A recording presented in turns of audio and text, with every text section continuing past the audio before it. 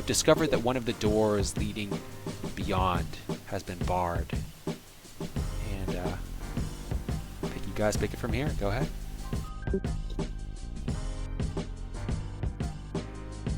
How did that happen? Who did that?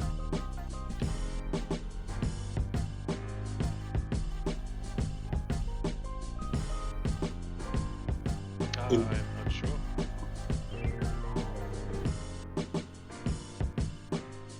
Doesn't change anything though. We still need to find a way out of here.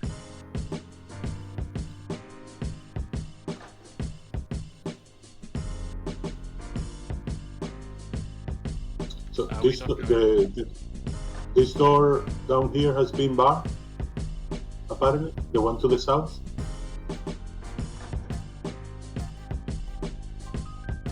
I believe it's the north door. That one was already inaccessible.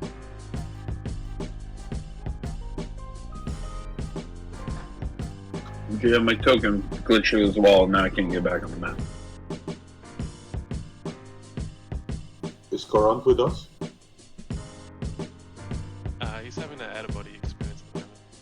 Oh, okay. But I am with you. Okay, I put you back on the map. Alright, my foundry is just super slow. There we go. By the way, GM, did you see Kiskartchi put caltrops in here? Where? Oh, you put it there? Okay, sure. And I signed to the others and to the caltrops so that they don't step on them. I think I recall there's a flight of stairs in that room that we came down through here. Will we go back that way? Or just wait for them to step onto your spikes?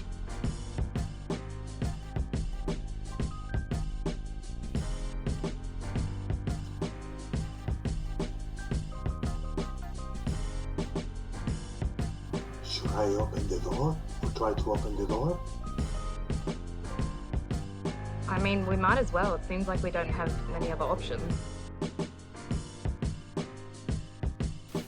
There seems to be footsteps echoing from above.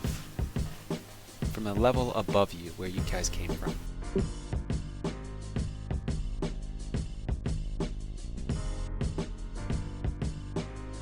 Yeah, that makes sense. So it seems like we've been barred in by someone who came in after us. Came down the stairs after us, maybe?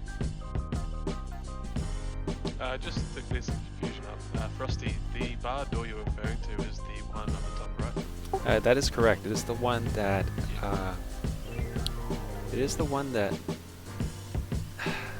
Zynthra examined and kind of peeked her eyes through and saw something. Oh, okay. Alright. Wasn't that already locked? Yeah, it was barred, not locked. Yep, it was barred. Something is blocking it, blocking the rotating mechanism, preventing you from opening it. Damn, I still had that crowbar. I might be able to pry it open. Koront, you look pretty strong. You guys see something shambling down from the south.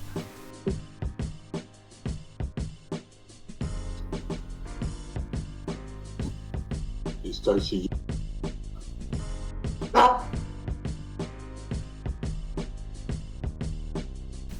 I'm just lowing out of there. Kind of trying to figure out that door thing. We hear people coming down, so we come back around the corner. That's where I'm standing right now. I hope those are reinforcements.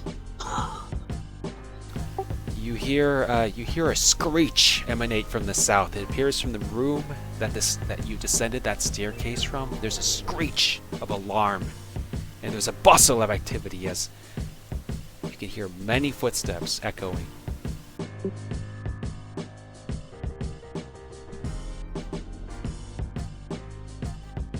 What do you do?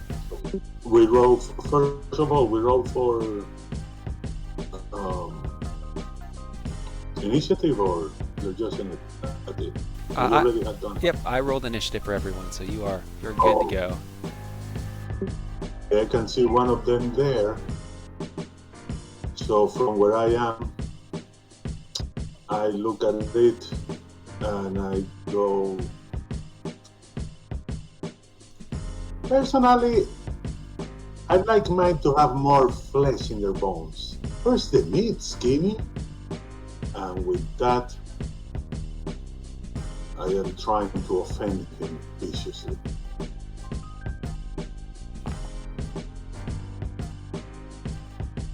I think there is a save.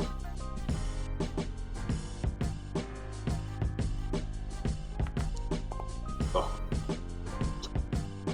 He appears unaffected. And I move back. That's the end of my turn, which means I do it.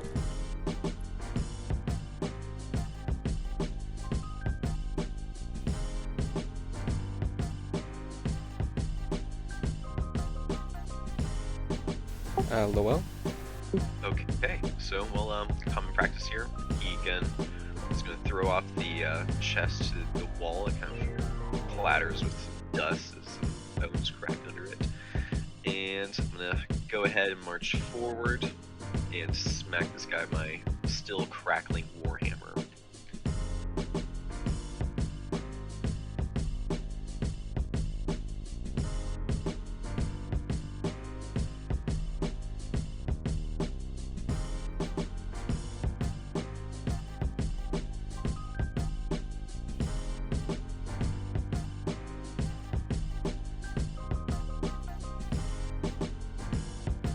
I don't see your attack roll. Yeah, I'm clicking on things and waiting for it to do stuff. Gotcha. Okay. There it is. So is it 2 attacks or just 1? It is going to be 2 attacks, so a 16 and a 20.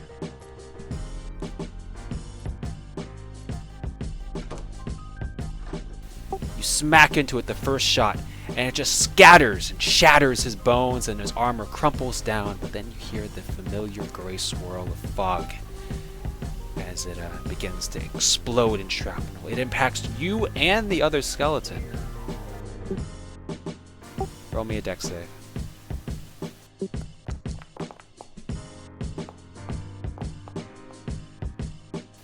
You unfortunately fail. You take 9 damage, so does the skeleton. Unfortunately, he does dodge it, so he takes half. What a jerk, but I guess he knew this was coming, so it makes sense. Was the first hit wasn't enough to kill the first skeleton, was it? Yes, it was. It was enough to kill it. Oh, so can I retroactively put that second hit on the second guy? Yep, sure. You They can. would have had enough movement. Yep, you can definitely do that. Let me roll the crimson red damage again.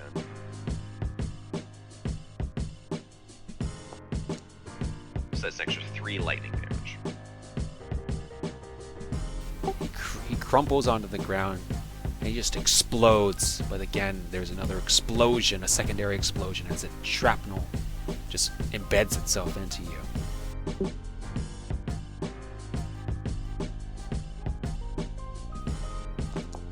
Stop being so have a- successful! You're going to kill yourself! You have a fantastic dodge. Give me a good description on how you could describe how you could possibly dodge all of the shrapnel. Well, seeing as how I've already been hit like 3 or 4 times by these blasts, I'm now ready for it since I've dealt with the first guy. So I sort of smash this guy, and then I immediately back up and shut the door fast in front of the explosion, so then the shards like get me. Creative. Go ahead and do that. You take no damage. Well, that's 2 down. I don't know if there are more though coming. We should probably be on guard here. All right, you guys are out of combat until something happens.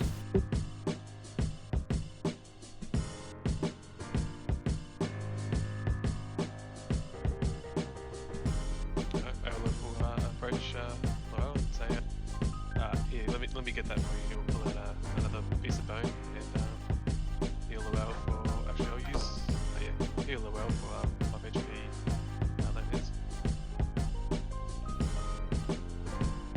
How many?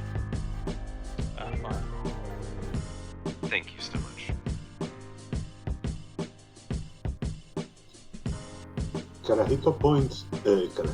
Kiskartchi points at the door to the west and looks at the others. Can I try to open it? Maybe listen to see if you can still hear that big creature in there first. I'll check it out. I'm going to jump. It's 5 feet over the caltrops. Watch out.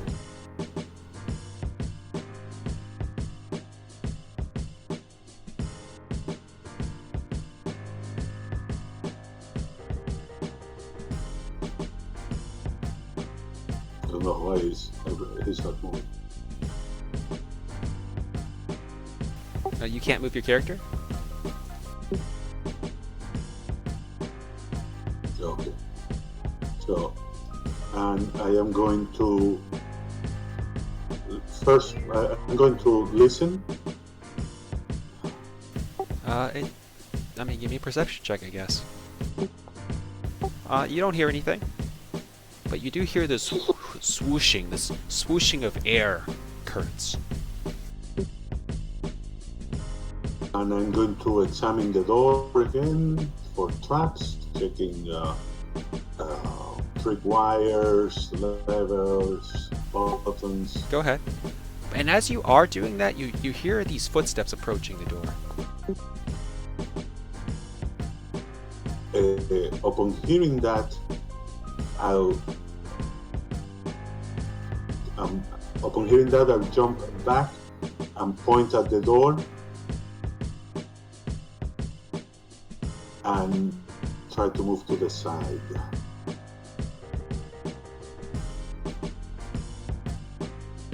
The footsteps are approaching, are getting closer and closer to the door. Korant's gonna kind of look at the group and say, "Spread out, let them come through the door as a trap," and kind of press up against this wall that I'm on, kind of peeking over to see listening for when the door's gonna open. You feel something pushing on the door. I'm not by the door. John, an arrow is fired right as the door opens, and it looks like somebody can see half of you, and you can see half of something. It looks like a skeleton.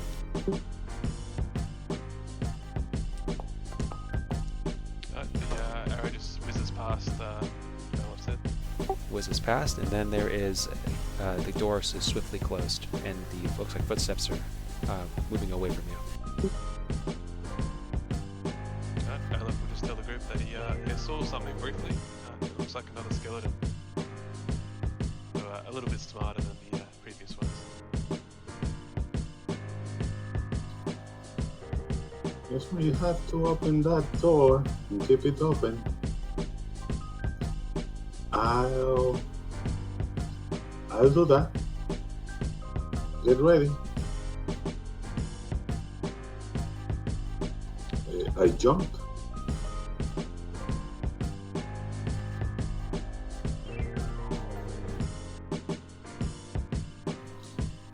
And I get my short sword in hand, and I'm going to open the door, or try to open the door. Well, first I'm going to do a quick check for traps. Do I find any quick wires, buttons, levers? You don't see anything. Okay. And I look back at Olaf and Koront and say, I'll open, and I'm going to run in and get to the first corner that I see to the right, to my right.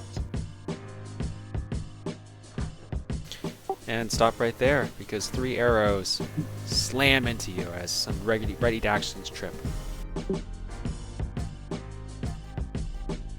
You see 3 arrows just fly into you, crit you to? My AC is 16, I think. Unfortunately, there are 2 criticals. So you... Oh, God. The lingering injuries. Alright, let's see it. First, there are 2 criticals, which means... let's see, 2 criticals. So that means you take the critical damage first, so go ahead and take all that damage. How much was it? Well, it's 2 criticals. Just take a look at that. So, yeah, that was a question. I put that question out there. Is there lingering injuries on criticals? Are we going to make that decision where there are no lingering injuries on criticals? Apologies, I thought that was... Kiskartchi definitely at this moment votes no. I'll let you guys decide. We can change it so that there aren't. From my perspective, you guys hadn't made a decision yet. So if you guys want to make that decision, we can. I mean, I'm not the person who just got hit with 2 criticals, but I feel like we'll be able to make a more informed decision after this game. Because one thing, by the way, is that our enemies don't have to worry about lingering in general, because we either kill them or they escape. But I think I get 16 damage. Yep, so you could go ahead and click on your token, and if you hover over the roll, the damage roll, for example 3 plus 3, there should be an option to apply the damage automatically. So for example, boom, I just applied crit damage. From one. So another 6 from the other. Yep, so you click on your token and you hover over the short bow attack that I had. There'll be an option to the right. It should be like a minus key, like a person with the minus next to it. That's like apply full damage.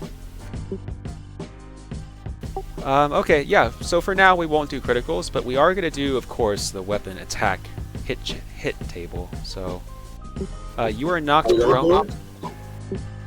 Did I do it? We won't. What was that? Yeah, you took 6. You took 6 damage. That's good. So yeah, what did you say, Slaid? It should be earlier? 16 damage. Oh no, who's talking besides Carlo? I can't hear you because there's Carlo's voice is kind of dominating you.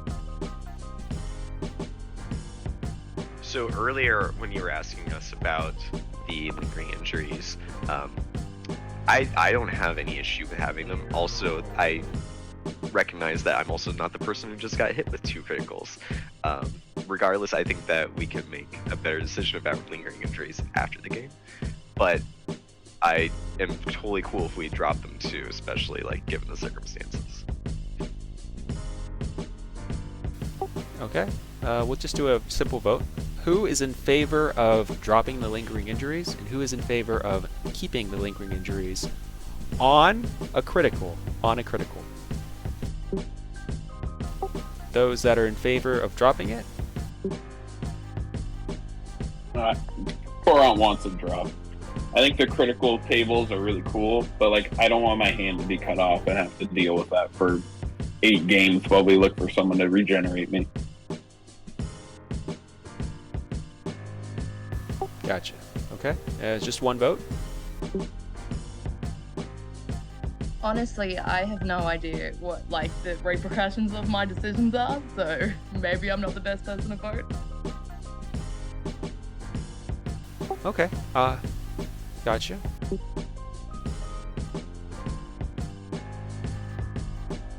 That's 2 no's and 2 abstains. Okay, so that means we will eliminate the lingering injuries, I guess. Good. So I'll get rid of that. I voted no, as in like I don't think we should drop lingering injuries. Just Oh, to make okay. that clear. So, wait, 1-1 then? Yeah. Does anyone else want to opine on this? Yes, you are prone.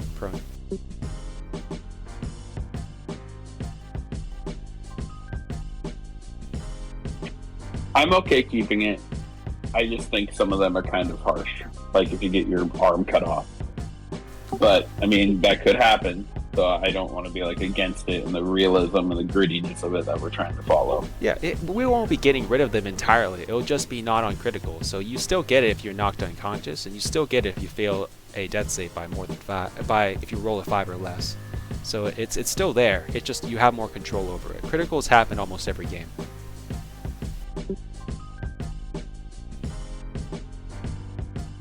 Yeah, okay, I'll vote to get rid of it with that point made. Okay, is there anyone else that wants to opine on this? Alright, I think we'll get rid of lingering injuries for the criticals only. We still get the lingering injuries on when you go unconscious for the first time, and also when you go and roll a 5 or less on a death save. So it's still there, it happens less often.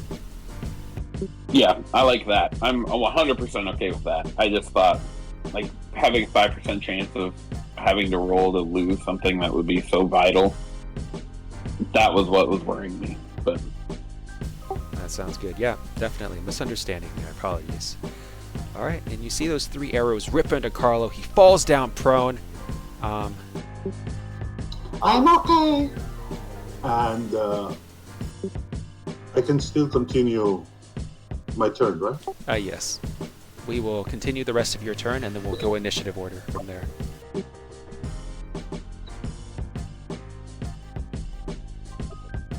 He actually will. He will stay down, but then he will crawl, which I think will be then half my speed. It will be half. It'll cost 1 extra feet of movement per. If you go, normally you travel 10 feet, it costs you 10 feet. If you travel 10 feet while crawling, it costs you 10 plus 10. Okay. He's going to try to move out of the way of the others and actually continue what he had told them. So let's see. So I think I will have 15 feet of movement instead of 10. All right, sounds good. So that in front of you is a chasm. It drops down into the darkness. One cannot move. Ooh, okay. That's a chasm.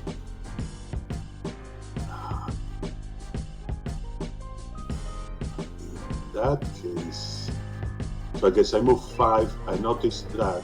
So I wait. When I move forward, I noticed that, and then I just.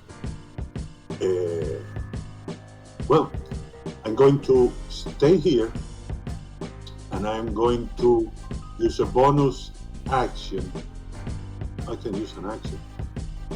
I'm going to look at this guy, the one right, and I'm going to say 3 arrows and you cannot kill little old me? You guys really suck.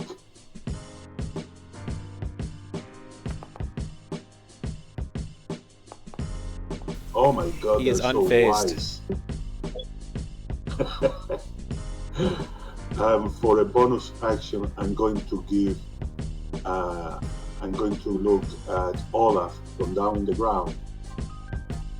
You are the champion, my friend, and you keep fighting till the end. And with that, I just blow a raspberry at those 3 archers, and that's the end of my turn. All right.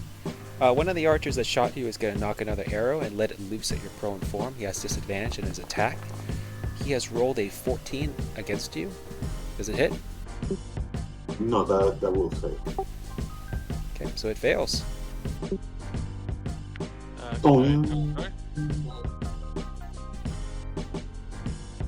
Frosty, can I interrupt? Go ahead. 2 things. First, my character sheet has lost its slide again, which is going to be an extra 20, 40. And I did a called prepared action on door entry. Do you mind if I take that? I don't mind. Go ahead. So on this southern skeleton that I can see, cast Second Flame. Your bolt light travels through there. He has half cover, same as you had. But let's take a look. He has. So he tries to dodge out of the way, but it's really precarious because of his position. And because he can't really dodge, I'm going to say that he does not have half cover. Oh, but it's a save anyway, so he doesn't. 14, I think that barely makes it. Yeah, 14 makes it. Okay, That's it. thank you. Yep, definitely. Yep, I just realized it was a saving throw. Sorry about that. So it's my turn now? Yes, it is. Alrighto. Okay, so I move cautiously forward into the room, past Kiskartchi, and I cast Divine Smite on this middle bloke here. Divine Smite. I think you have to land a melee attack before you do that.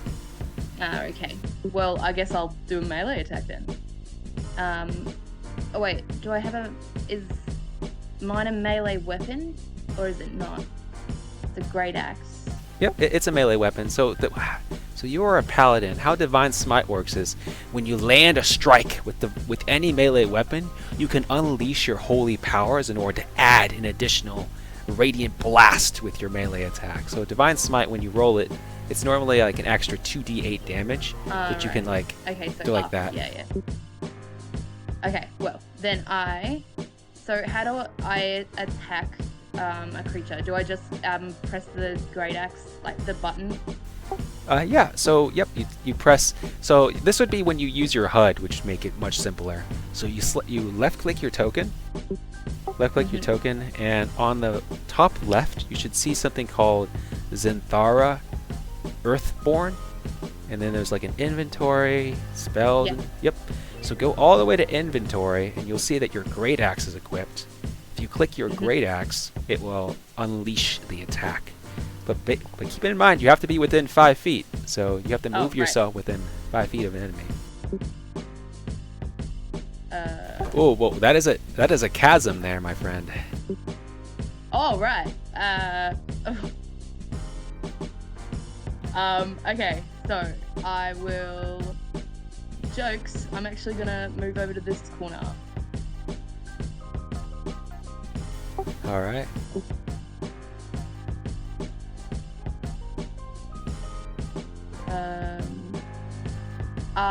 Can I not move? Can I, maybe,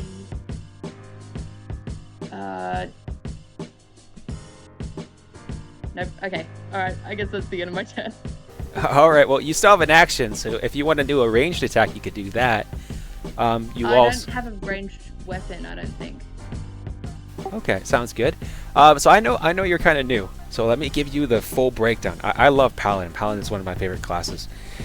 So a Paladin, you have a lot of options at your disposal. So first thing you could do is you have what you call a protection, which is when a creature you see attacks a target within 5 feet of you, you can use your reaction to impose disadvantage. So essentially, oh, do you have a shield? Yeah. Awesome. So you could use your shield to block for someone. So if you were in front of your friend, Kiskartchi, you could probably block for him.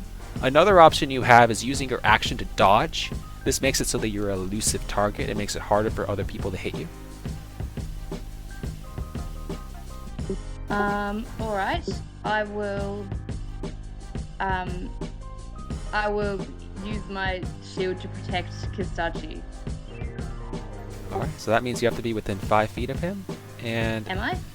I'm going to say that you are, and I'm going to say that you are able to do it because it's you can kind of extend your shield out and block the narrow doorway. There's only it's kind of a door that they have to shoot through. Righto. So how do I protect him? So I just because it's not in my inventory. I'm pretty sure I had it equipped though. Yep. Yeah, you have your. Oh, do you have your shield equipped? Yeah, you do have it equipped, so you're good. So you have ring mail and a shield. So so for your protection ability, all you would need to do is it's probably under features. A feature. And yeah. So all you would do is when I say I fire an arrow off a Kiskartchi, you just click that button, you say protection, and say that I try to thrust my shield at the block, and I will automatically, apply disadvantage to my attack. Okay, righto. No worries, got that. So I end my turn now then. Sounds great. Awesome. Righto.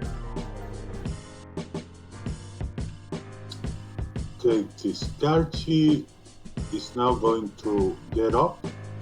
That takes half of my movement. And I am going to cast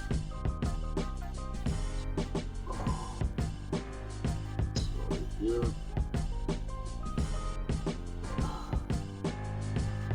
The skeletons are wearing some kind of armor?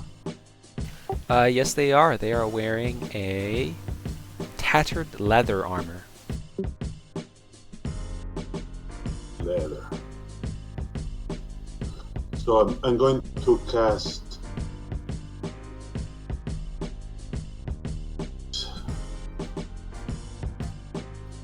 and within me and those around us, there is now a warding wind. It will make movement harder, but the arrows attacks will be at disadvantage. And I think those caltrops are now blown out, but not with enough force to hurt anyone. And then I am going to move 5 feet forward to this ledge. Can I move to that ledge? Yes, it is. It is difficult terrain, so that is 10 feet of movement. Okay.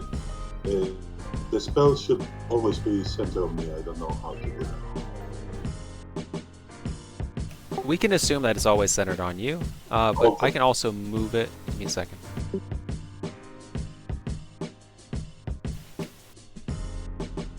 Actually, I'm unable to move it. Only you can. Never mind, I can select it.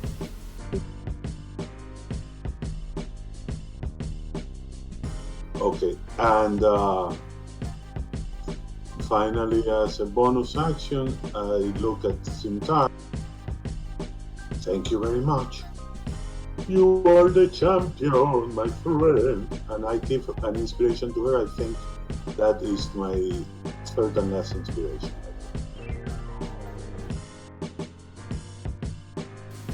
Alright.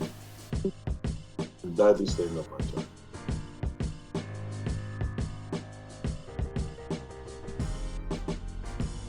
Okay, so one of the skeletal archers knocks an arrow and fires it at Zynthra at disadvantage. Rolls a 9. Do I have to throw a save of any kind? No save. All you gotta do is check if your armor class is higher than a 9, and if it is, then you tell me that how you avoid the arrow, or how you block it, or how you are not damaged by the arrow. If it is above your armor class, then you would say that it hits you, or it inflicts a blow, or it penetrates your, your thigh, or your waist, or your stomach, or something. It hurts you somehow. Well, my armor is a 16, so I'm good. So, the arrow flies towards me, and I see it in the corner in my line of sight, and I quickly duck, and it clangs into the wall behind me. Nice, nice. Give yourself. I award you inspiration. That was a great description. How do I do that? Okay, so this will be on your character sheet. If you double-click your character sheet, it'll pop up. Or if you double-click your token, it'll pop up your character sheet. If you double left-click your token. And then on your main attributes page, there's a thing for inspiration. It should be right below, right above your... Oh, yeah, yeah. Yep, so you just click the check mark and you have inspiration. Inspiration allows you to, essentially, before you roll, you can say, I'm going to use inspiration, and that will give you advantage on any ability you use, any attack, any saving throw, any skill check, anything that you want, you have advantage on it. Awesome, thanks. That was fantastic role playing. You're welcome. Olaf. Okay, Olaf's gonna come around the door, brave the wind, and he's going to target the same one as before, and cast Second Flame. He attempts to dodge out of. Oh, nope. He attempts to dodge out of the way. He's unable to do so. As the Sacred Radiant Blast rips into him, tell me how you finish him. I guess just with a smirk. With the smirk, you see this skeleton drop to the ground dead, and a moment later, there's a crescendo of an explosion as the skeleton explodes and falls down the chasm. And then Olaf will use the rest of his movement to just magically disappear. I think I moved myself. I don't know, I can't see my character anymore. Anyway, I'll move back out of the way.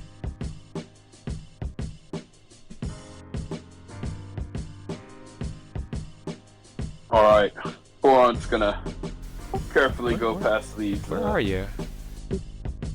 Okay. So I have deleted my token. So Alright, go ahead, Koront. Sorry about that. Go ahead. Koront's gonna sneak past the caltrops here. Yep, the caltrops are gone. They were blown away. Oh, okay. And he's gonna see his teammates up there, and he's gonna run up, and I think I'll have enough movement to get to here with the difficult terrain. 10, 20, 30? How much movement do you have? 40. Yep, so you should be able to get there. Sorry, everything's glitching. It still says next up on my screen. So I'm gonna try to get up there, and as I come around the corner, I'm just gonna look over at Zynthra, and I'm just gonna kind of like shed a little tear and be like, "It's so beautiful. I can't believe it." And then I'm gonna notice, because it's the first time I've seen her great axe, and I'm just gonna be like, weep, like pure joy. Oh, look at that! And then I don't think I'm within range of anything, but I can't see because my foundry's glitched. Oh, gotcha. I can move you over there.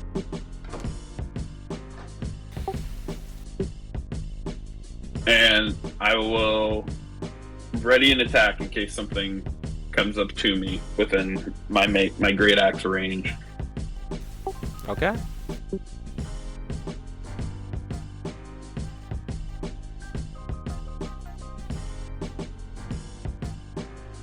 I clicked end my turn, but I don't know if it. Yep. And so is it in this turn. So it happened. You hear a door open in the distance. You hear a skeleton running towards the northern passage. So he chose death. Then you see someone bearing a great staff, a great oak staff, his right hand a mutilated form, draped in a green cloak. He moves forward, and he's about to select someone. Zynthra, you have been chosen. He stretches out his bony hand, sort of rotted, and you hear him emanate a spell. Actually, she doesn't hear the words. Those are needed because of the warding way. Wait, so what have I been chosen for? There is a spell being cast by a spellcaster. Right there. It is deafens you and the other characters. He's oh, I see. Gotcha. So he does not, you do not hear it, but apparently there is a spell being cast. You can feel the magic, but you can't hear anything. And the spell should be cast right now. I don't know why it's not.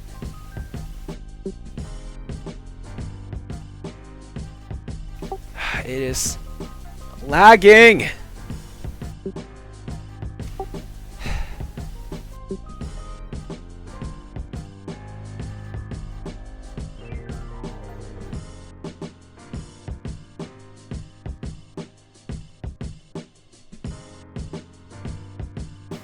Sorry, guys.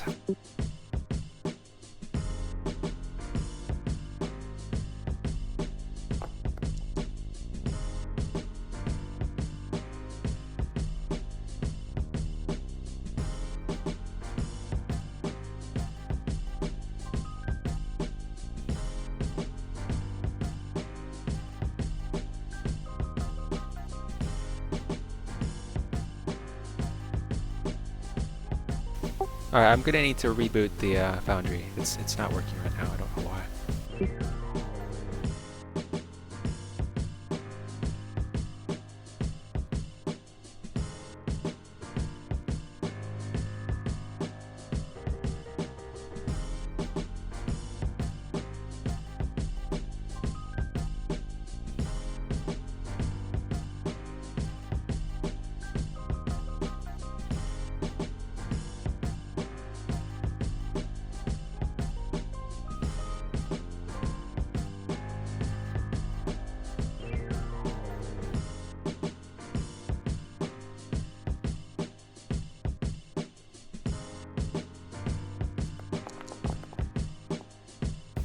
Alright, there it is.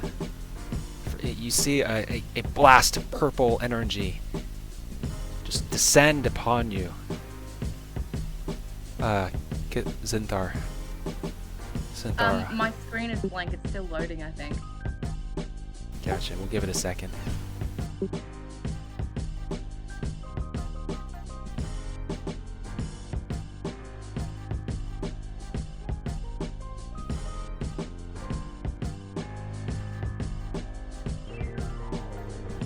It took a while to load before as well, so I don't know.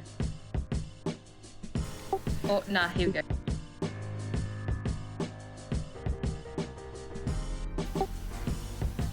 Alright.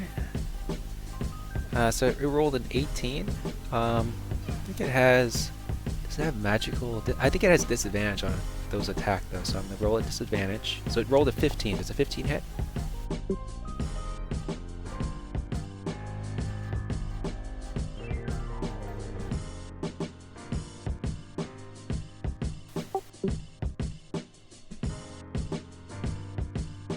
Oh wait, I wasn't pressing the button. No, it doesn't hit. I'm a 16. So you hear this, you see this blast of purple energy hit the wall right beside you, but it misses. But you see a door close in front of you. And next is the Skeletal Archer. Skeletal Archer's turn is have to choose one of you guys to fire at. He selects Koront. Selecting Koront, he lets loose an arrow.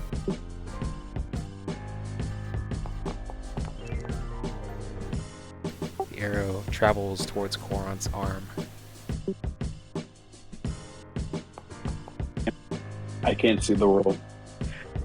I've tried reloading the page and closing it out and reopening it from Discord, and I cannot get back in. Yeah, It they just can. gives me a blank gray screen and the little amble in the top left corner. Yeah, it normally takes a little while for once that page is there to actually load it properly as well. So it Yeah, might- that's what was happening to me as well. Yeah, log in, but just stay there for a moment. Give it a few minutes to load in, because this is a huge dungeon, so it makes sense.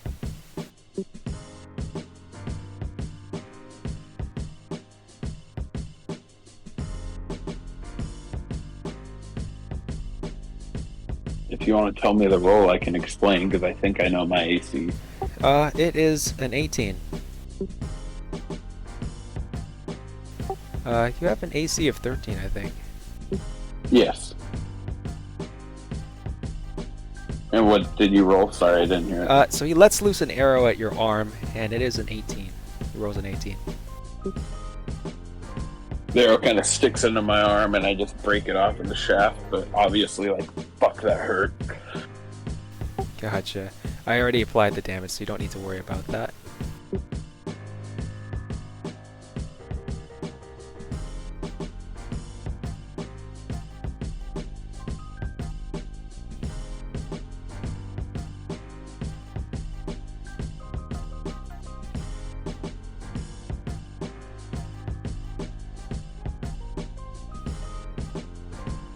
Hey, I'm back. Okay. My turn. Mine came in at the exact same time as yours too, so that's weird. Welcome back. Yep, it just takes a while, I guess.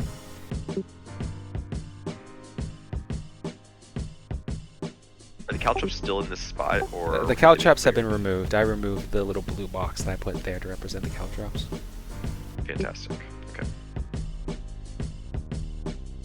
All right. Once again, unshouldering his pack. Well, there's a skeleton right there, isn't there? I rolled an 18 with disadvantage. The other was a 21. Damn.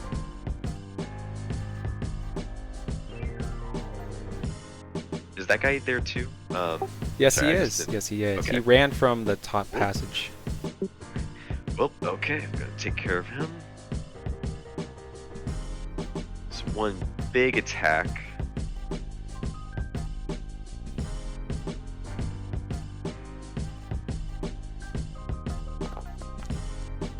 It's 11 hits. That will miss as he blocks it with his shield. Okay. Well, I'm gonna try to go around the shield now.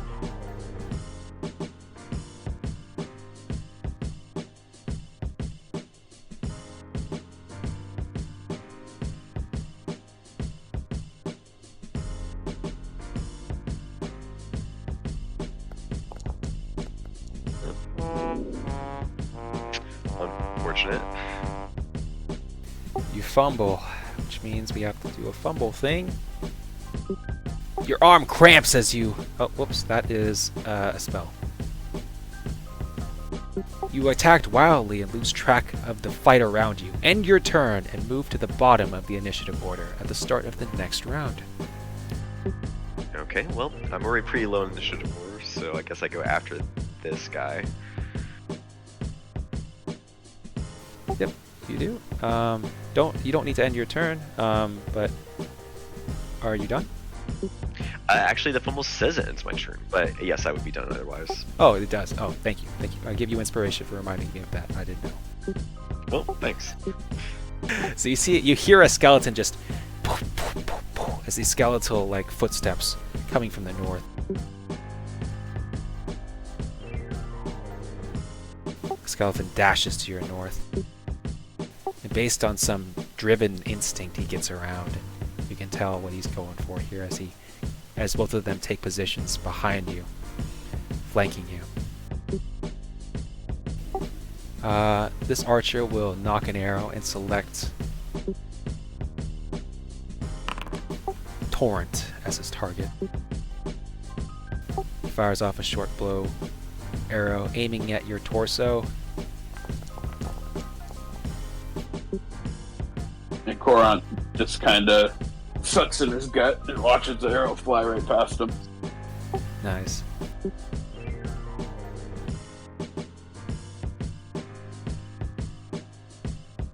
Woo, it's my turn. Okay. I am going to try and get over to this door over here on my left. So here.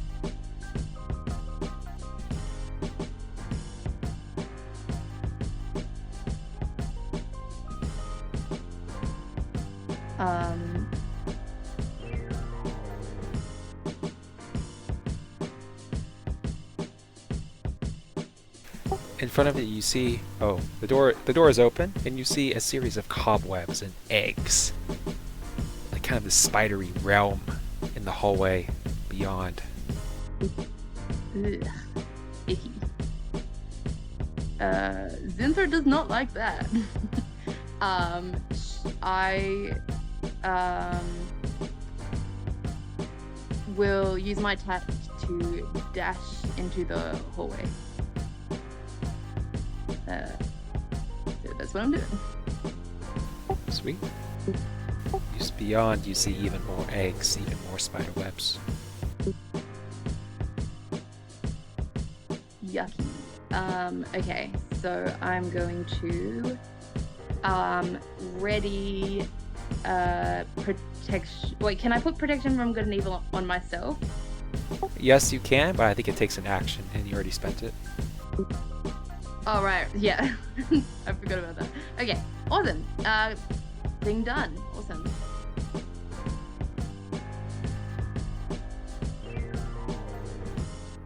Okay, Kiskartchi is going to move here. Do it on set.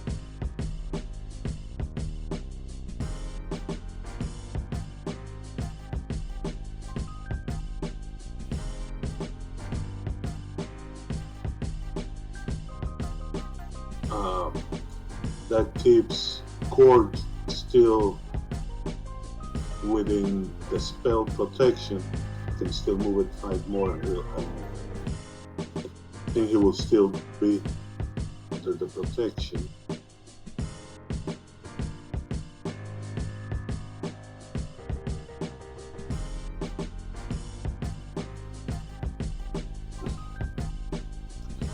And he'll just look at that guy.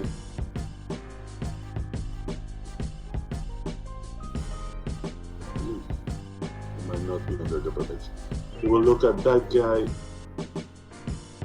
say, if you have any more teeth, you could probably eat that ugly face of yours. Let's see if finally somebody gets the joke.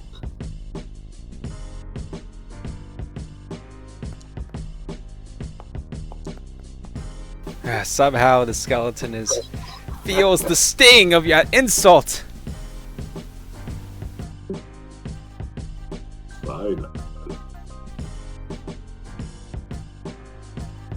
And he will have disadvantage on his next attack. Okay. And that will be the end of my turn.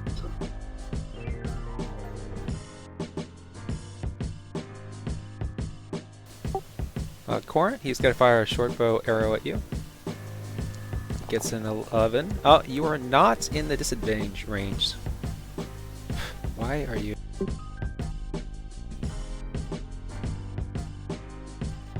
I think you are actually. It kind of goes through this area which has the wind. So I'm gonna say it's disadvantage. It's an 11. Koront just kind of sees it going, so he steps over into the wind a little bit more, watching it fly towards him and deflect into the wrong direction, missing me. Very nice. To the north, Lowel, your situation changes.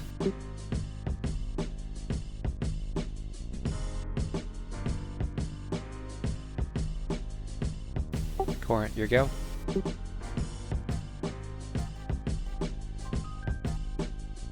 So Koront's sitting there kind of, he's got skeletons shooting at him. He's got this dude that was casting spells, and he has his old friend Lowel fighting skeletons in the other room, and a half-orc that just ran through a bunch of spider webs. Koront probably doesn't like spiders, so I'm gonna go, Kiskartchi, you follow her, I'm gonna go help the boys. And I'm gonna run back into the other room.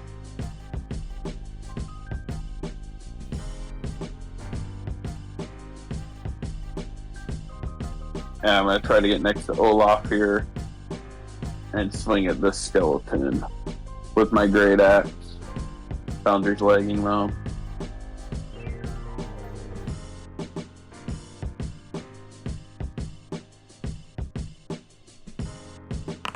And as I attack and swing once, I come back up and swing my second time.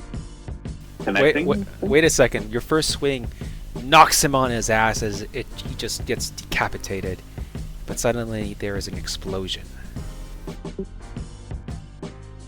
The bone ruin explodes. Olaf, Koront, and Lowel, give me a dex saving throw as you try to dodge the shrapnel.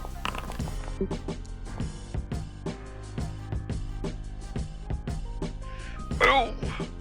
Olaf as well. Both of you guys have failed and you take 8 damage. Oh, you got it.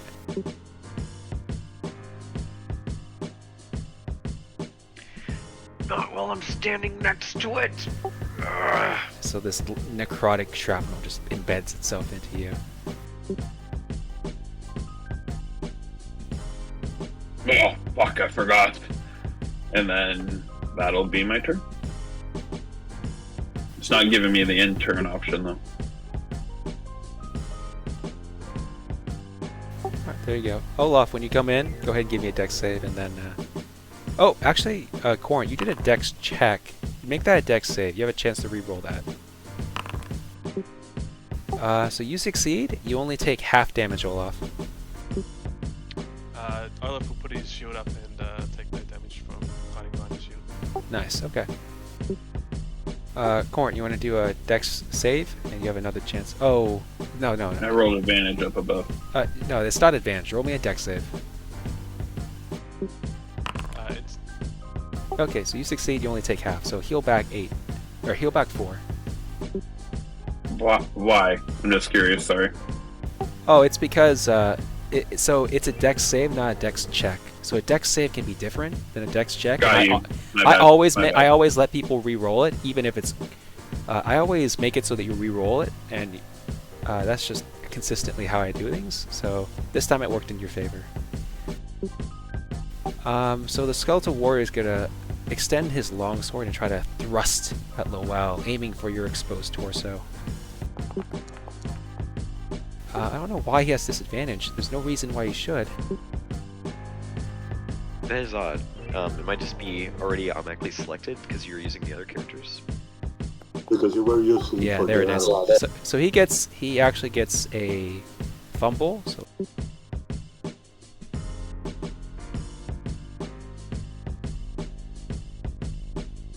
as he attacks you, you hear that ripple of fear as he suddenly realizes his own mortality, and that you are the superior warrior.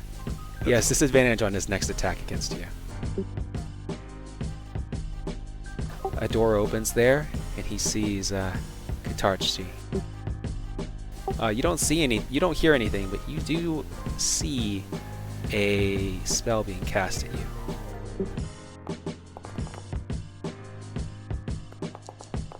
Oh wow, he rolls a 1 too. Was he at disadvantage? Your spell creates a large plume of smoke as the spellcaster. You see it. The smoke just emanates from him, obscuring his location. The area in a 5-foot radius around that location becomes heavily obscured for one moment. With that, he's just covered in a haze. He closes the door, and you can hear some footsteps as he's coughing.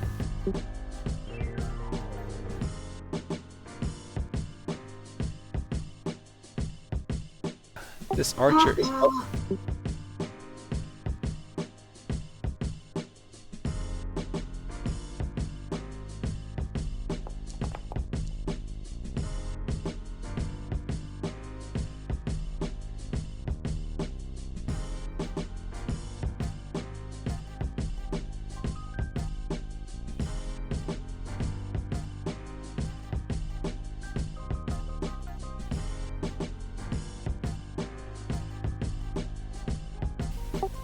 So this archer is going to fire an arrow at Kiskartchi.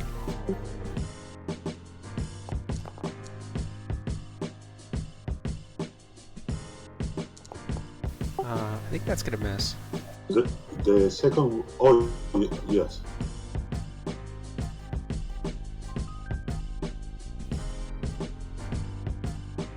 Is 16 the AC at present. Very nice. Olaf, it's your go. I love seeing Lowel needs help. He's going to run up. So, and he's going to attack the closest melee zombie with his sword. Okay. Please don't let this one explode on me too. You crash into it, slashing it and ripping open its armor. And then he's going to follow up with a bonus action to shove it away.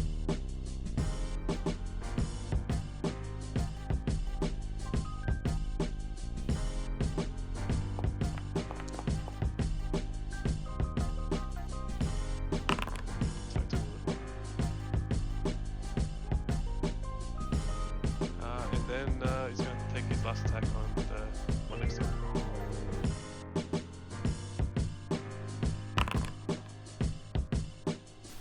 He manages to dodge out of the way just in the nick of time as your sword meets nothing but leather. And then Olaf will tell Lowel, take cover, get back. That's his turn. Oh my god. Stuff. Alright, Lowell's going to take a little bit of cover. I'm going to step back, and dropping my torch on the floor. It's already behind me. Never mind. I guess you already dropped it back there. So he's going to grab a hand axe from his belt and taking 2 steps back to the corner.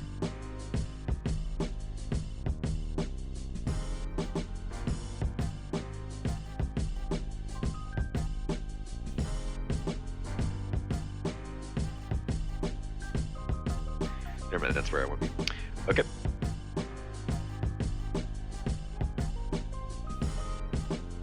Yeah, so I'm gonna lob this hand axe at the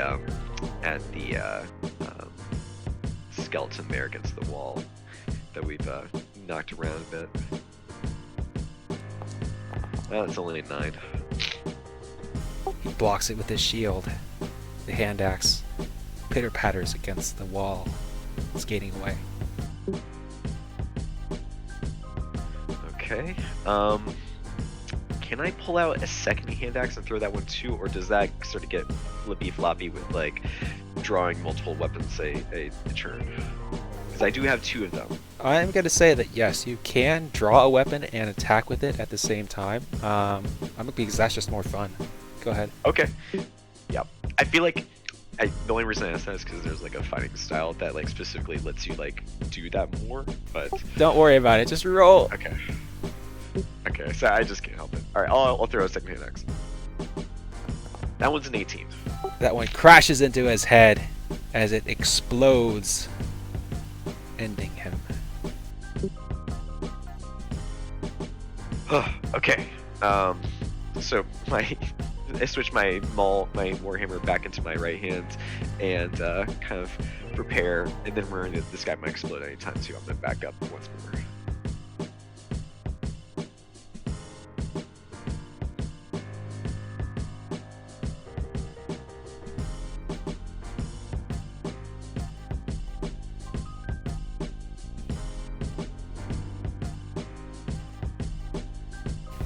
This archer here is going to fire off an arrow at Kiskartchi. A 12 will miss, because I think you have a great AC, so I think you dodge out of the way. Okay, Kiskartchi. Oh, It's Zynthra's turn first. Oh, yeah, next up. Sorry. Alright, awesome. Okay. I'm feeling a little yucky because I'm covered in these really sticky spider webs and I'm just rethinking all of my life decisions. Why did I run into this bloody cave? Okay, and so I'm going to just try and make this journey worthwhile. I'm going to move forward and try to make my way towards an escape of some sort. And so I'm going to try this door over here because I wonder what's behind it because I wouldn't know. Oh no, it's open. You see it. You see him. It's okay. So can I like move forward and attack them in the same, like, can I attack them from where I stand?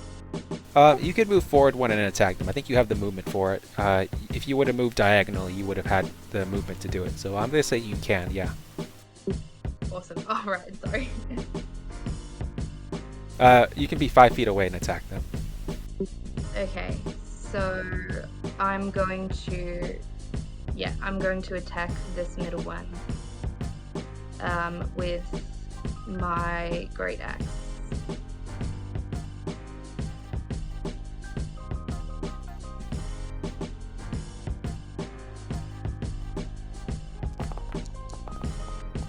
Okay, so your first blow crashes into him, slashes him, and he is battered.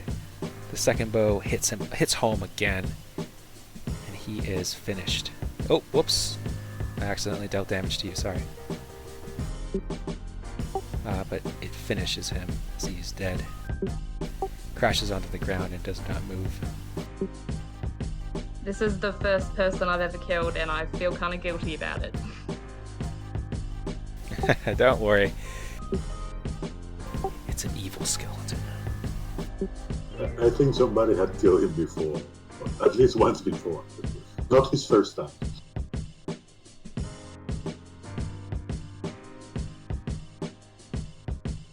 Alright, I forgot I had to end it. Okay, ending. Alright. Okay, Kiskartchi is so relieved to see his friend, even though she's back there. And so he's going to move. Actually, he's there, but he's going to look at the one to the top north, so to speak, and tell him, now you should really bend over and kiss your bunny ass goodbye. Zynthra is there. Let's see if he gets the joke. Nice. I'll give you inspiration for that. That was awesome. 17, but you got the Yep, joke. but you didn't. I'll re-roll that. I don't know why it did that. Why is it doing a disadvantage? It shouldn't be a disadvantage. But anyway, regardless. No, it's still 15. Yeah, we know it's an 18. Yeah. Oh, Yeah, with the first one it was 18, 17, so it succeeds, unfortunately. yes. He didn't get the joke. But I'm happy for Zynthra, and I have advantage for it. Good to know. And that is the... And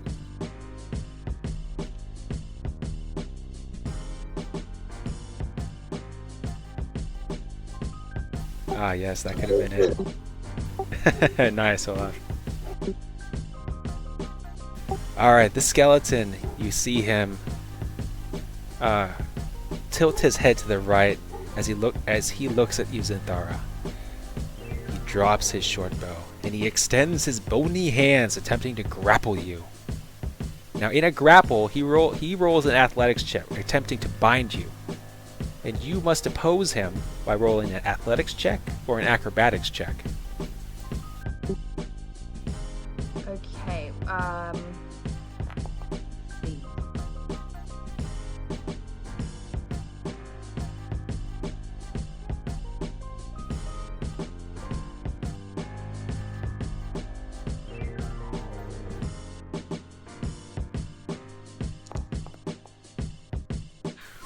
Oh, no. So that's a strength check. You have to do athletics or acrobatics, so I'll let you re-roll right. that. So you're lucky. You're lucky. You get that re-roll.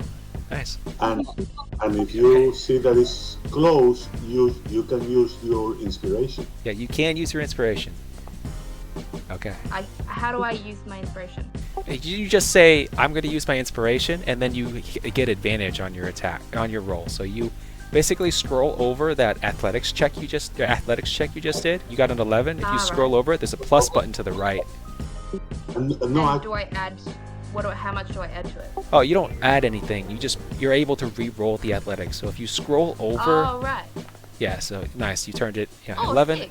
Yeah. So there it is. If you would have said you did add inspiration, then you would have been able to do that. But make sure you say it before you roll. But right. regardless, that 11, your incredible strength beats him back as he is unable to do it. Oh yeah, and you have bardic inspiration as well, so you could use that as well if you want to. As another blow. No. As you have inspiration, and you also have bardic inspiration because your friend Cogito is inspiring you to greater lengths, so you can add a 1d8 to any throw. So that what you would do is you would just do that. I would what? You would type that, except no quotation marks, into the chat, and that would roll in 1d8, and you would add that to your throw. So essentially, he is helping. He's giving you a bonus of 1d8 to any skill check if you choose to use the Bardic Inspiration.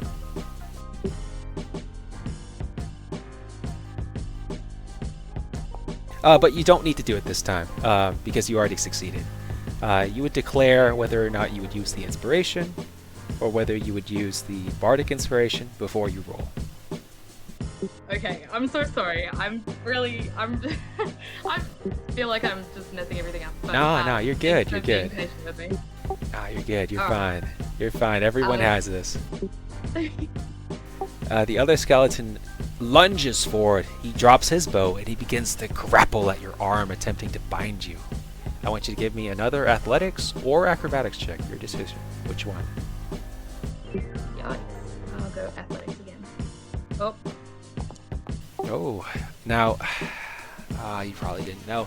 I'll give you an option because you're new. I'll give you an option. So you could have done inspiration. So I'll let you re-roll that athletics if you choose to do inspiration. If you choose to add a bardic inspiration to it as well.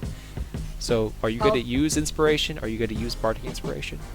I'll use Bardic Inspiration. I'll use my good friend's gift. Oh, bardic inspiration. Okay, so I want you to roll another athletics check for me and then add a 1d8. Oh, okay. Sorry. Oh gosh, I'm so sorry. Oh wow. That's All right. Sweet. So you don't need Add to a- roll the 1d8, but you spent it already. okay. But so the reason why I'm saying you don't need to roll is because I know you beat the person. You got that 21.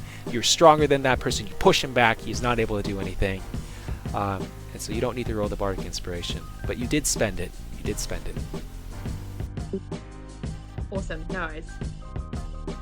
And Alright, so Koront is going to run up to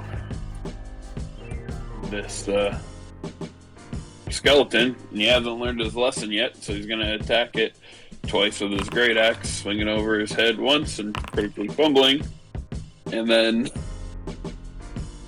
should we figure out the fumble first? Yep. So give me a second. You lose your grip as you attack. Roll a DC 10 dexterity check. On a failure, you drop your weapon at your feet.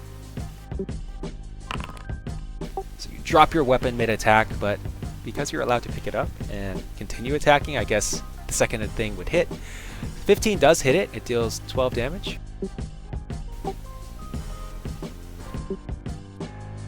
And that will be my turn. It's not giving me the option to end turn, though. Okay. So there it is.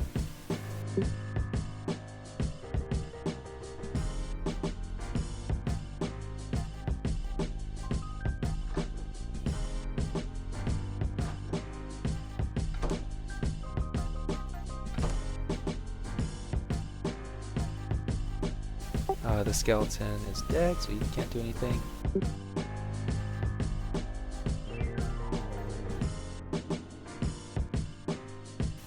It is Olaf's turn. Shouldn't the Skeletal Archer go before me? Because they never had a turn since my last one. Huh, that is weird. Alright, the Skeleton Archer will go. I don't know why he got skipped. I must have messed up there. So yeah, his master was close by. You can see him cock his head up as he listened to a kind of a psychic, telepathic command by his master. And you hear a bony voice emanate from him. What does he say? What does he say, Olaf? Well, it's hard for me to say, but if it's Gaia that's saying that, it'll be like kill the desecrators or something like that. Nice. You hear that. You hear that voice emanating from the temple. Kill the desecrators.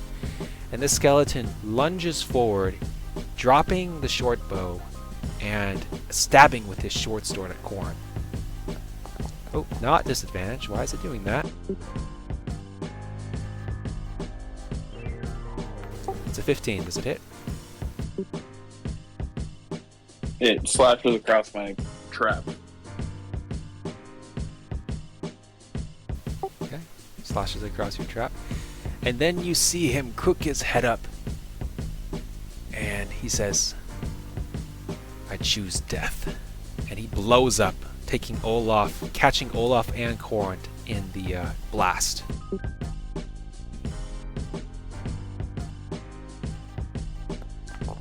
Olaf will use his bardic inspiration, please.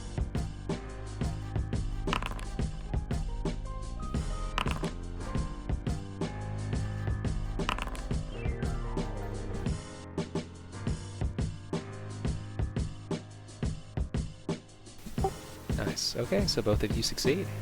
You take half. Or Olaf, I guess you take none. Yep. Olaf, it's your turn.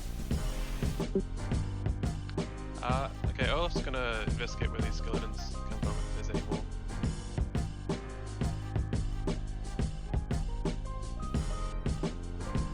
And I guess he will... yeah, he'll dash.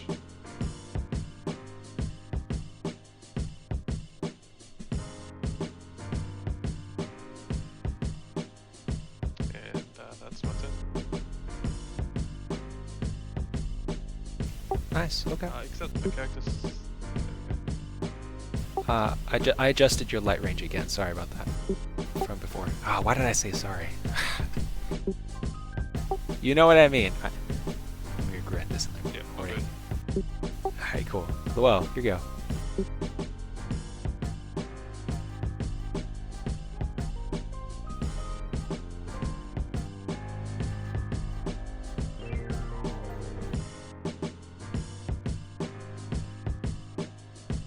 Grab my torch. I'm gonna start moving down and past the other room through the chasm.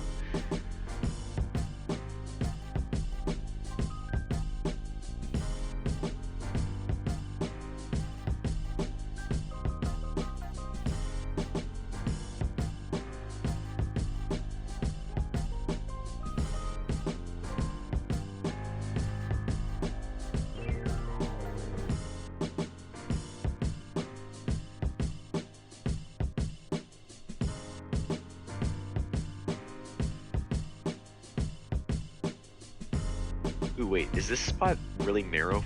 Is it something I have to like shimmy around, or is it still walkable? It is still walkable. It's still okay. It is difficult terrain because there's a heavy gust emanating from one of your allies.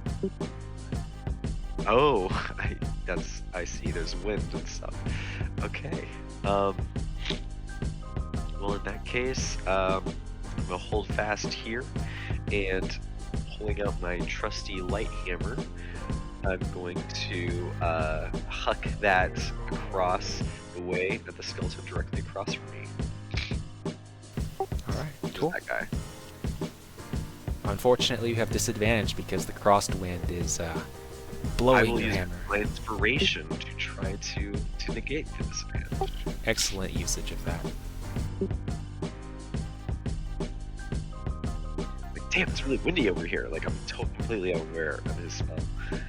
Unfortunately, you are also deafened, so he does not hear you. I can't hear myself either. Right?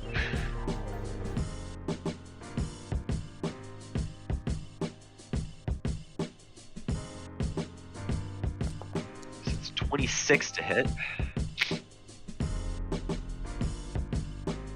And as a feature of my Crusher feat, I just took 8 damage too. That's unfortunate.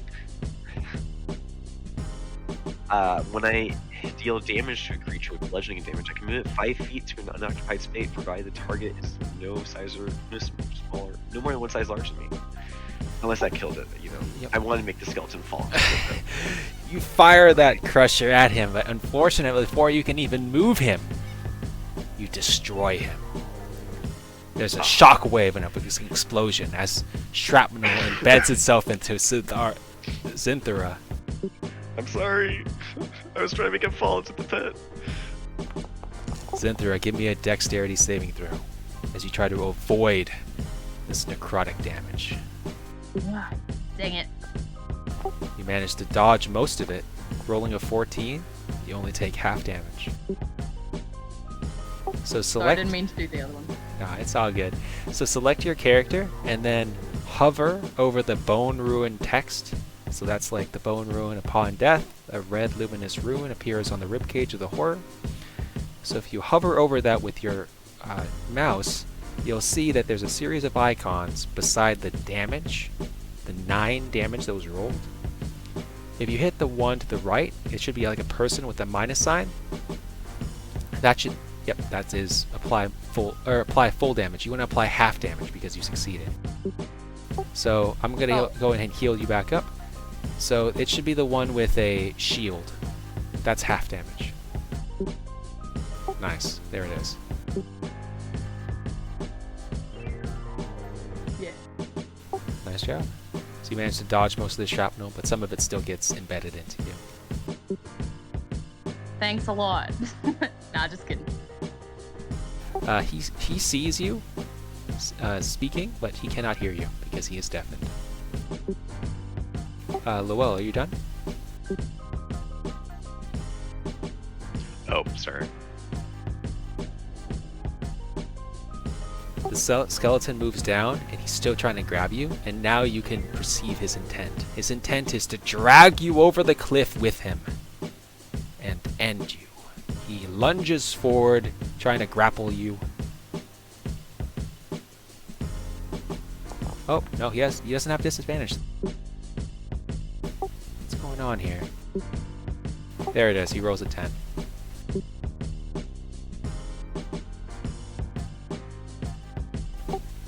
Zynthra? So is Oh. that what is that like I have to do less than my armor class or something? This is a grapple, so he's trying to grapple you. So this would be in athletics or in acrobatics to oppose it.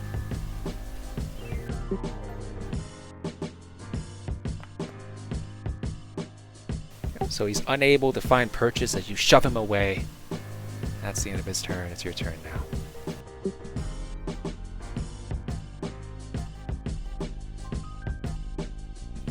Okay. Yeah, he tries to grab me, but I shove him away, and he stumbles backwards, and I see an opportunity to strike with my great axe. Oh, is he? Wait, what? Where is he? Is he? Do you see him? Oh yeah. So, he moved. Okay. Yes. So I see opportunity to strike, and so I wield my great axe over my head, and I take the opportunity, and I slam it down on him. And with that blow, it crashes into the skeleton, splitting him in two from skull to pelvis as he is completely destroyed. Wow. And with that, that is the end of the combat.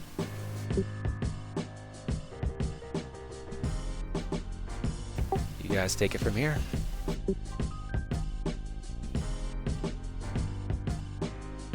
Well, I just killed 2 people. They were people once. They're not people now. They're just things. I dropped the warding wing.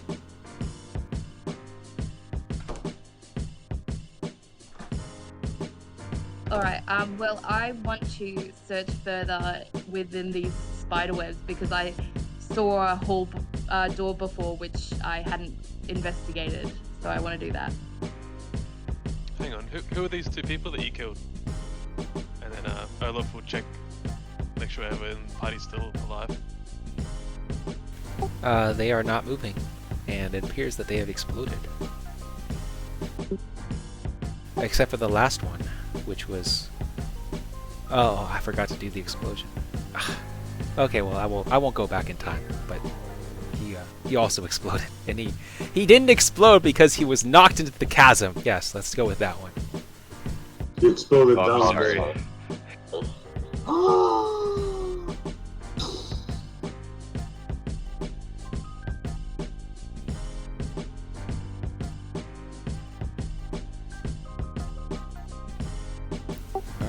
Feel free to move at whatever speed that you wish, and let me know if you want to have any description of anything or look at anything. This is another chasm. Yep, that is another chasm that leads far below. So is it pitch black down there? Yes, it is. It appears to be quite a drop. If I throw a rock in, how long does it take for me to hear it hit the bottom? You throw a rock in, and it takes around 4 seconds. That's pretty far. That's like... I don't know. I don't know how far that is, honestly.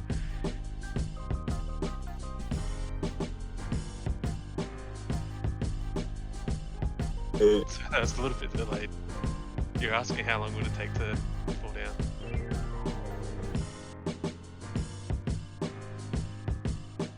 Said it would take about 4 seconds for the rock to hit down at the bottom. I'm gonna end the mystery. Let's say maybe 60 feet. How about that?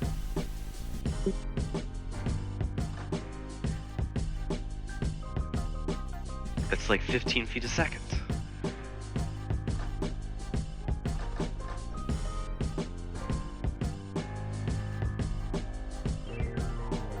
Koront's gonna start walking through the spider hall that he saw his friend run through and kind of get in here to this middle area and look around at the eggs. And are they... I'm gonna look to see if they're like alive or if they're old eggs that are like just the husks of a former egg. They are husks, dried and decayed.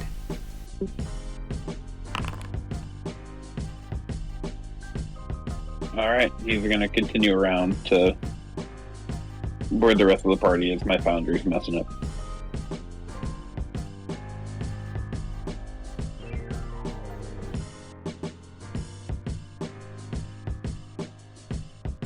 Well, I'm within a hallway where the spiders are, and I see there's another marking on the floor further up, so I'm going to go investigate that.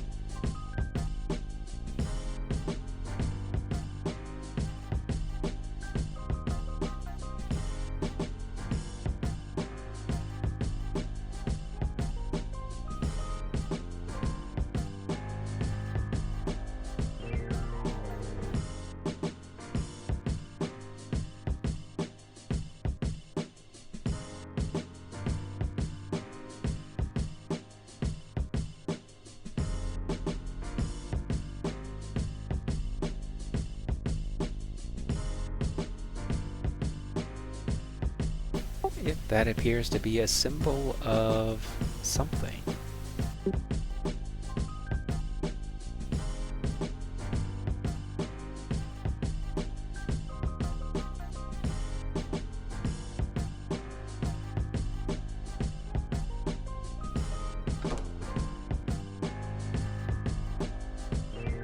It almost looks like a bird or some kind of snake or something like that. Or a bird with a snake. I don't know, it's kind of all running together now the more I look at it. Lowel, come here. You seem to be quite injured. I would say I'm quite badly injured, yes. Yes, so if you want to step away from Zynthia, you're underneath the token.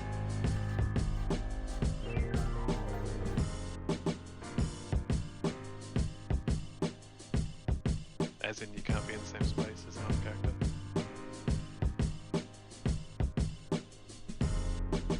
My game's lagging heaps. Same. Yeah, same. But I will use the lay on hands for another 5 HP. Thank you.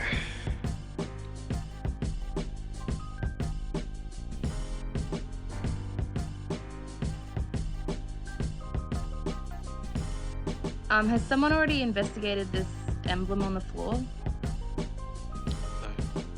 This is the first time Olaf and Lowel are seeing it. Alright, so...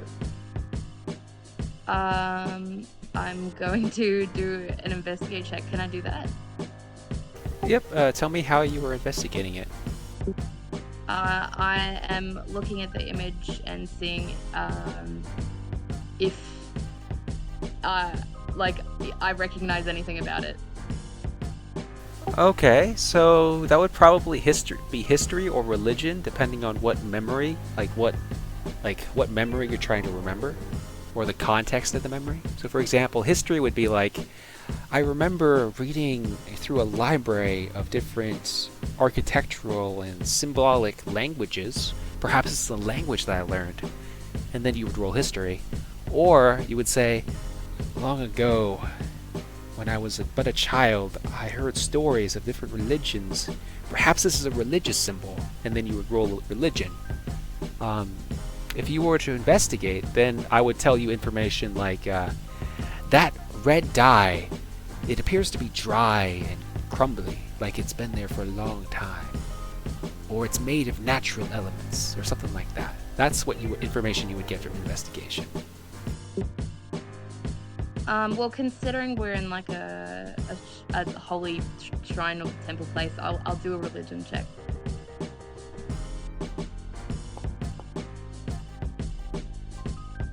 Alright, so Never mind. you just can't remember anything religious about the symbol, it just escapes your memory.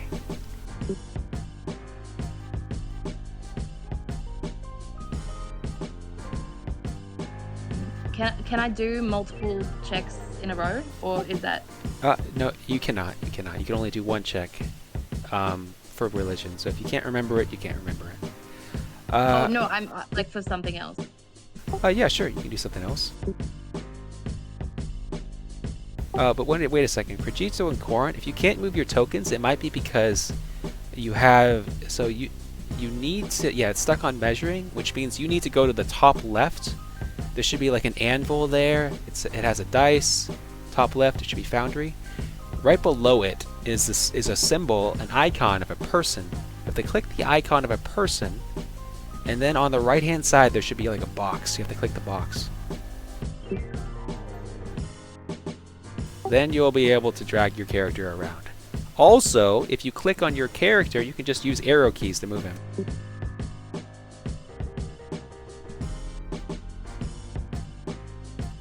Alright, yeah, mine is mostly just a server issue. Gotcha. Or my internet connection issue. You're gonna do animal handling?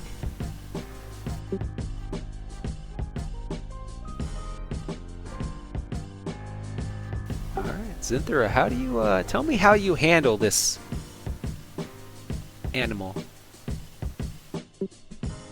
Where's the animal? Oh, you rolled animal handling.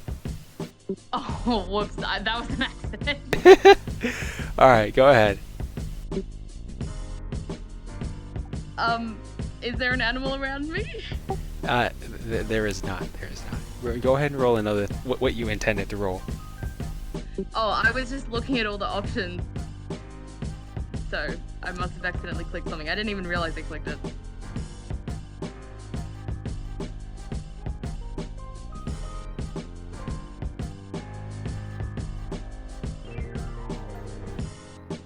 Oh, Koront, wait a minute. Wait a second, Appreciate it. please.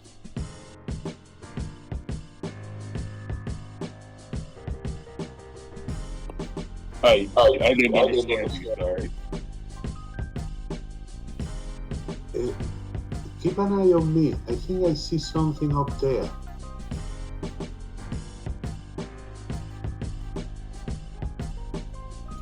And Kiskartchi is going to try to carefully maneuver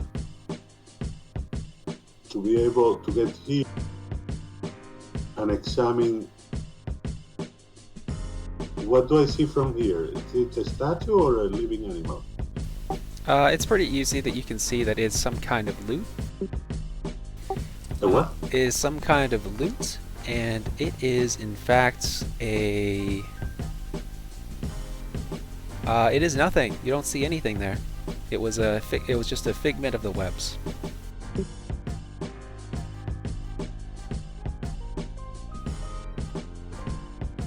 Okay, my bad. Uh-oh.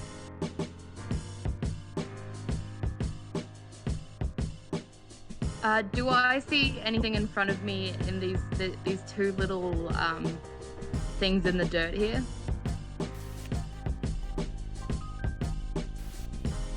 Yes, you do. That appears to be two pieces of paper in that dirt.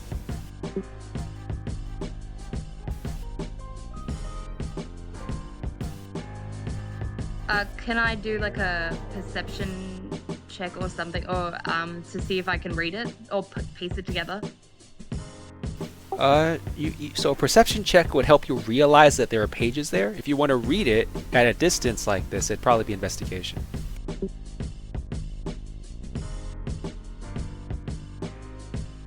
Alright, I'll do an investigation check then. Yep, so you're able to read that those two parchments are in fact, one of them is a map. A map of some location. It's heavily obscured, but you can see it based on the half page that you have. A map. So put that in your character sheet here. I'm going to put it in your character sheet real quick. A map. So this is going to be a piece of parchment. Give me a second.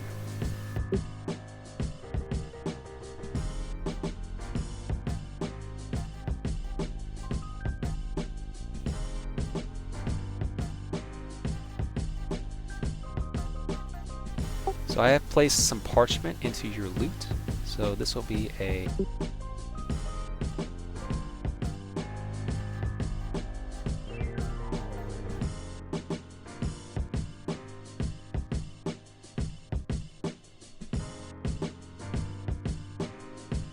Was that only one of the pieces of paper? Could I look at the other one too?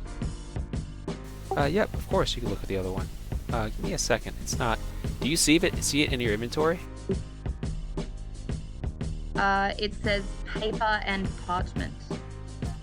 Yeah, there's two different ones. Oh no, paper map and parchment.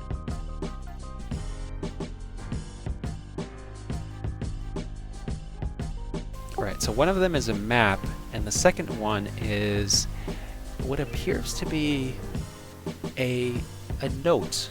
It has some figures in there, some mathematical figures. It appears to be some kind of trade, some kind of negotiation, some kind of trade paper.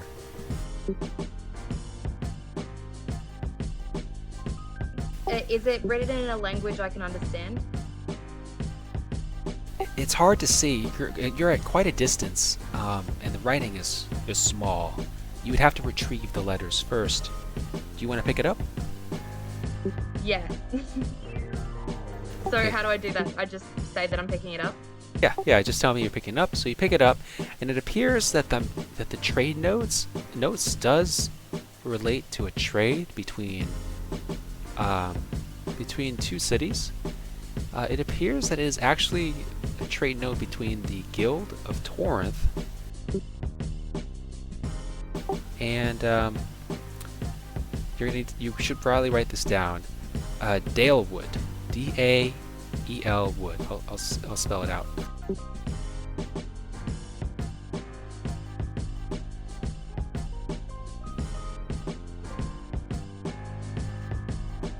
So that is a trade notes between Dalewood and the Guild of Torrent. Apparently there was a trade deal that happened a while back, and the details are on that piece of note. The other one is a map, and as you look closer, that map is of the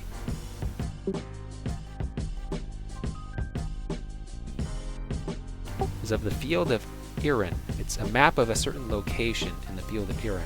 It appears to be centered inside of a vast savanna and a swamp.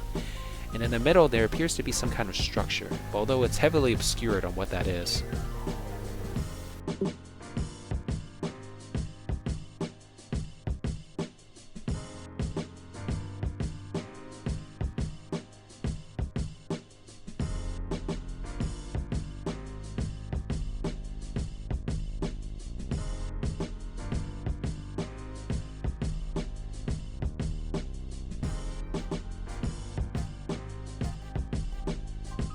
Alright.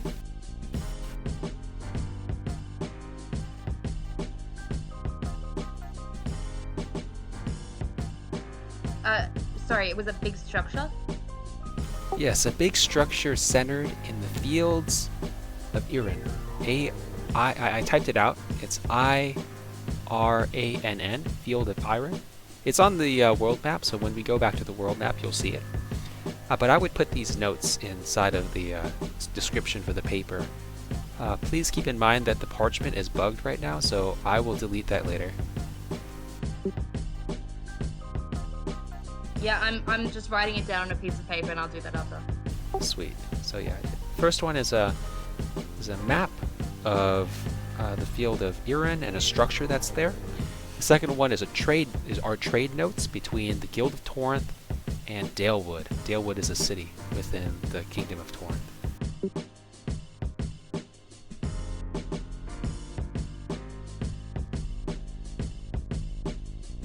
Alright, I'll give it back to you. What do you guys want to do?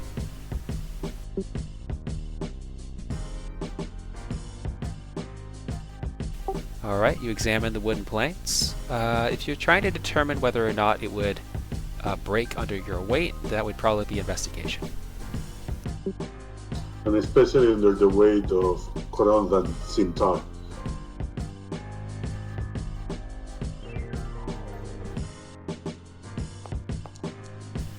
You're not sure. You're not sure.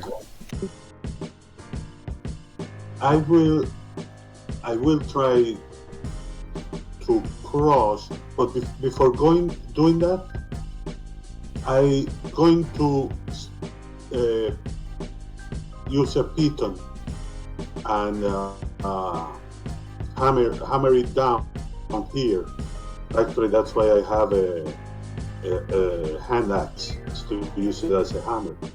To hammer a piton where I'm standing in this area and pass the rope, the 25-foot rope. One of those I will use it. Tie it very around it. Tie it around my waist, and then I'll try to cross. Okay.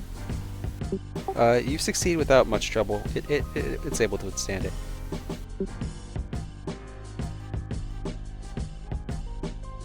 After doing that, I throw the rope back. It's still tied to the piton, so I hope that the others may decide to use it also. Okay, I will assume that you guys use the rope when you cross that.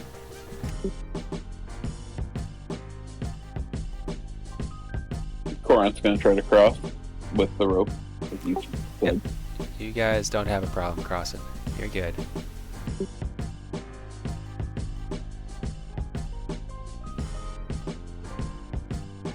Please note, Olaf, that the stairs you passed by a while back, they were actually descending downward. So those are the stairs going down. Gotcha.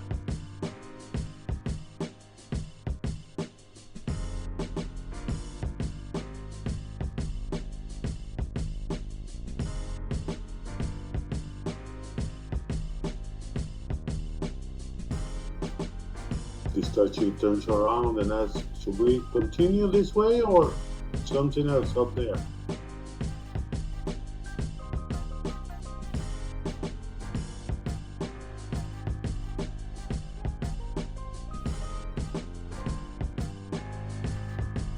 Seems like we're just getting deeper and deeper and deeper. I don't know. This seems we could go down. I think there's a few more over here.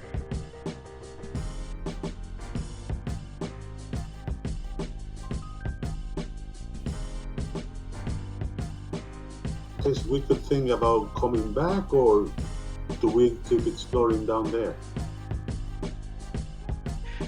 Going back, well, there's either down or down this way.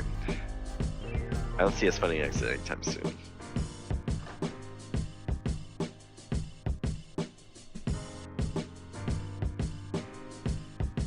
Korant's just gonna kind of just walk by you guys, open the door, and start looking around. Yep, and as you look around, you see that cavern is partially flooded. There appears to be water kind of trickling through the holes in the slate wall.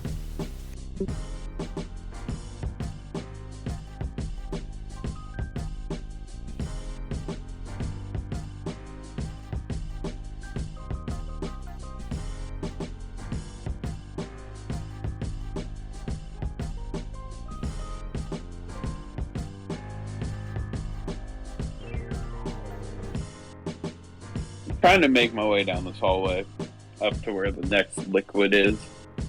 I'm not going to step in it or anything, but just kind of walk up there. Okay, that's... Foundry isn't letting me. Does green stuff look like toxic or acidic or anything? Yes, it does. In there, it appears to be quite acidic, as there are remnants of animal parts like bone, with the flesh being melted off. It appears to be covering an open doorway. On the other side, you see more of the green liquid. Curl my mouth. Kiskartchi asks for a minute so he can go across the wood again and pick up the python and the half rope and make it back here. Maybe that would take 5 minutes, something like that. We're still on the other side. I call down the hallway. With the acid blocking the way, Olaf will mention that there was some stairs heading down that he passed if you wanted to go check out that instead of trying to cross this acid. Sounds like a great idea to me.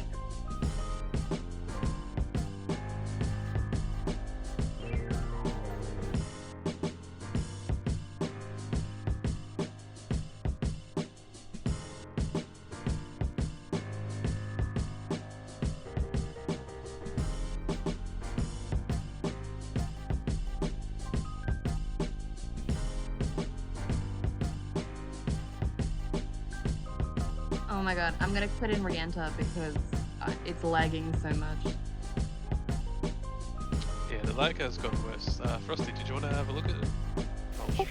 I wonder if it's because we're moving all of our pieces at once. Yeah, that's probably why. I don't know why it's doing this. I mean, we did have more characters last time, but I don't know why. Olaf, you just went live. Yeah, so Frosty wants to have a look at the lag, because he won't have any lag on his end, I believe. I don't think we need to display it. I believe you. It's not a question of me not believing you. I believe you. So Kiskartchi... Maybe try using arrow keys instead of drag and drop. But yeah, same thing. So if you're watching on, just did arrow keys just then. I don't know. I don't know what's going on. I can't. It's just lagging. I don't know why. Gosh, I've done everything right. I know you're asking about that. I already said yes. Oh wow, there's a ton of lag. It was the lag. Sorry, sir. Well, once everybody gets here, we can choose one of two serpents, a red one or a green one.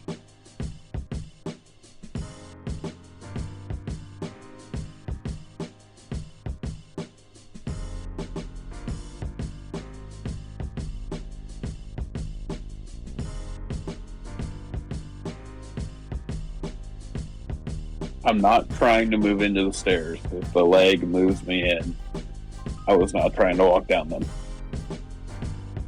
Okay, I moved you guys over to the stairs. I just dragged you over there, so it'll make it easy for the lag. Easier. Thanks. Thank you.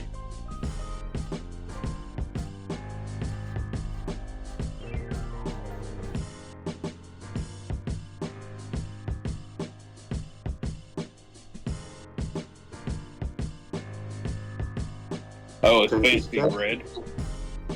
Shall we? Yep. Kiskartchi try another religion check to see if the colors tell him something about which will be better? He remembers the story about the two snakes that were guarding against a evil or a demon of some kind. Do I remember any clues about the colors? Unfortunately, you guys don't really have any more memories of what these snakes would represent. This is really obscure, an obscure legend, I'd say. You guys just have to make a guess.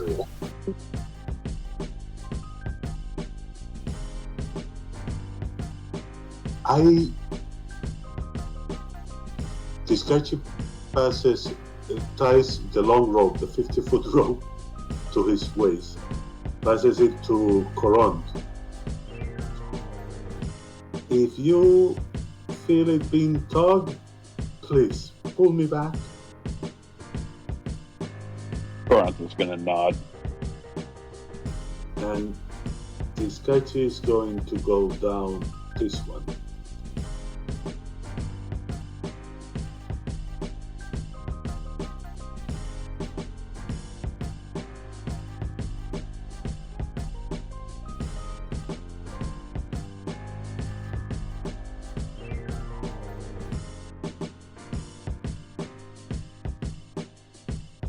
What do you see down there?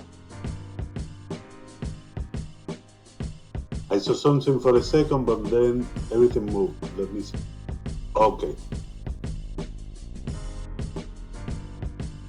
Thank you.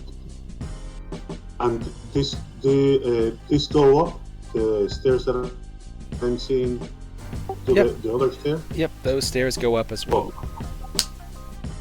So if I hear him, I say, actually, green or red was the same, and there are 2 doors here. So Korint's gonna come down, knowing it's safe now.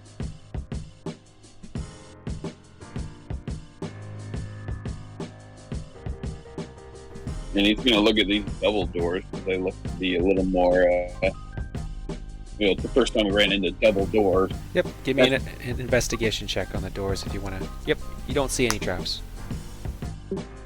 Oh, this is safe. No problem. Oh, I want like a description of what the door looked like. Sorry.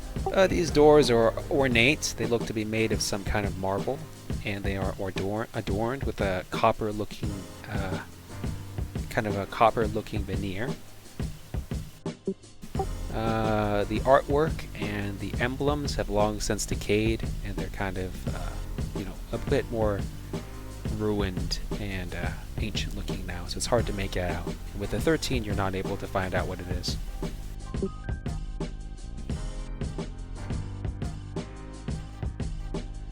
Well, guys, these are definitely different doors. Are we ready to go through them?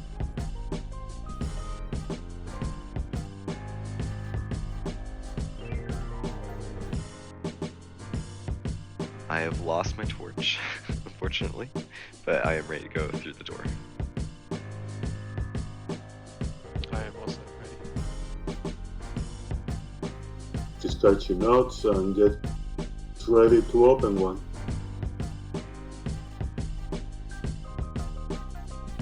Here we go.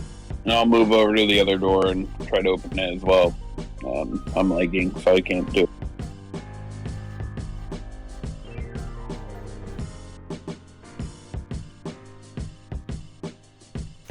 Zynthra, are you having some trouble? I sure am. Oh, thanks. There you are. I put you on the same. I moved you down the stairs. Alright, you open it, and you open both doors, and before you, you actually see 4 pedestals, and on each of them, you see a few items. I recognize that item. You see some trade goods. You see armor. And that is all you see. So you see 50 chickens. So you don't actually see 50 chickens. 50 chickens would cover the entire room. Instead, what you see is a key that and a lockbox, and inside there's actually a trade. It's a commissary note. It's basically a commissary note that promises 50 chickens. So I'm gonna go ahead and post that out there for you guys. Hey, do you think we could use this as our feast back at Dawsberg? I mean, everybody likes chicken, right? That's true, everyone does like chicken, but someone still needs to find us chickens. I don't don't think they've got 50 chickens in such a small town. Yep, so the commissary note would tell you which organization owes you it, and I'm going to say that it is the Corinthian Empire. The Cortian Empire. So I'm going to go ahead and drag that paper onto it and just change it to a promissory, or to basically a trade note. Not a note, but like a, oh gosh, like an IOU. What's that called?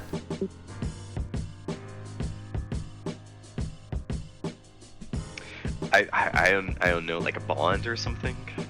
Yeah, let's call it a bond. A bond for 50 chickens that you can cash in with the Cortian Empire faction. I mean, if Dossberg is allies of this, we could probably just give them the note for good passage. So I put in the paper, just change that to like a bond for 50 chickens. The other one is scale mail, but it is shoddy, which means that is the quality. It is hastily crafted by an amateur or a fraudster.